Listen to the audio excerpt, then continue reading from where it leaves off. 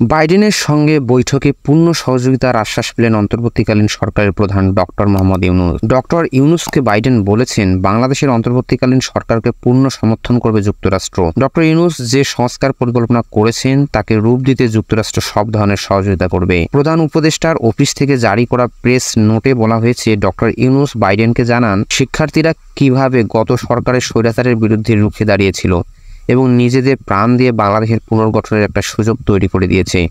Biden তার জবাবে বলেছেন, শিক্ষার্থীরা যদি দেশের জন্য এতটা ত্যাগ স্বীকার করতে পারে তাহলে তাদের পূর্ণ সমর্থন করা উচিত। প্রেস নোটে বলা হয়েছে, মার্কিন প্রেসিডেন্টকে ডক্টর ইউনূস বলেছেন, দেশ পুনর্গঠনে তার সরকারকে অবশ্যই সফল হতে হবে। এ সময় মার্কিন প্রেসিডেন্ট বাইডেন বাংলাদেশ সরকারের পাশে থাকার আশ্বাস দেন। তিনি জানিয়েছেন, যুক্তরাষ্ট্র যে কোনো ধরনের সাহায্য করতে প্রস্তুত।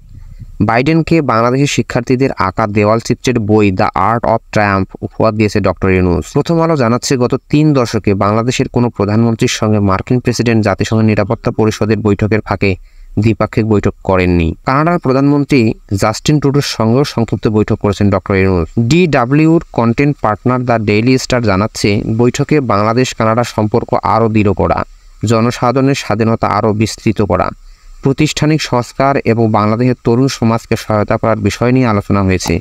বাইডেনের মতো ট্রুডো বাংলাদেশের প্রাতিষ্ঠানিক সংস্কারের ক্ষেত্রে সব ধরনের সহযোগিতার আশ্বাস দিয়েছেন।